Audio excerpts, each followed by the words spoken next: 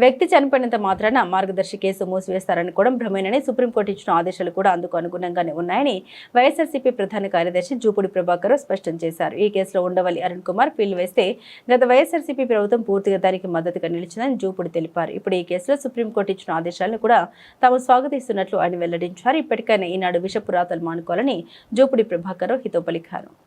మీ నాన్న లేడు కాబట్టి, రామోజీరావు చనిపోయాడు కాబట్టి కేసు మూసేయాలని మీ వాదన. కేసు మూసేయాలంటే బాధితులకి నష్టపరిహారం ఎవరు చెల్లిస్తారు? కేసులో ఉన్న వ్యక్తి చనిపోయాడు కాబట్టి ఆ వ్యవస్థ ఇంకా చచ్చిపోలేదు. వ్యవస్థ బ్రతికున్నంత వరకు ఈ కేసు బతికే ఉంటుంది.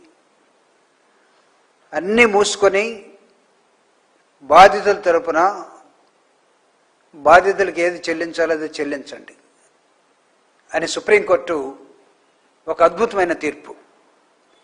ఉండవల్లి అరుణ్ కుమార్ గారు పోరాటం జరుగుతూనే ఉంది. ఆయనకి జగన్మోహన్ రెడ్డి గారు ముఖ్యమంత్రిగా ఉన్నప్పుడు ప్రభుత్వం తరపున ఇచ్చినటువంటి అండదండలు, ఆ తర్వాత ఈ మధ్యకాలంలో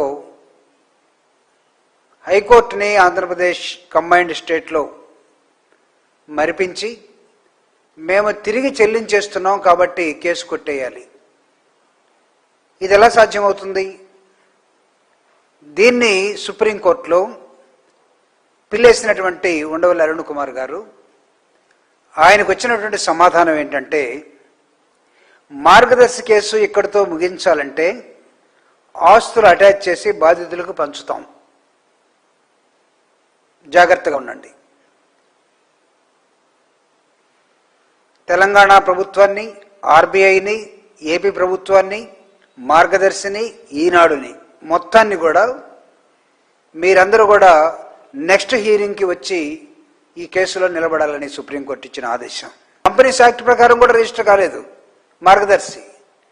అంటే రిజిస్టర్ కాని ఒక కంపెనీ దాదాపు 2600 కోట్ల రూపాయలు ప్రజల దగ్గర నుంచి, వాళ్ళు కూడా ఎంతమంది ప్రజలు మోసం చేశారు? మీరు 2,75,000 మంది డిపాజిటర్లు, చిట్ ఫండ్లు కట్టుకునేవాళ్ళు, డిపాజిట్లు చేసేవాళ్ళు, ఇలాంటి వాళ్ళందరినీ, వీళ్ళందరినీ నువ్వు వాడుకొని వాళ్ళ డబ్బులు తీసుకొని వాళ్ళ డబ్బులతోటి నువ్వు వేరే వ్యాపారం పెట్టి ఈనాడు పేపర్ అని, పచ్చళ్ళని, రకరకాల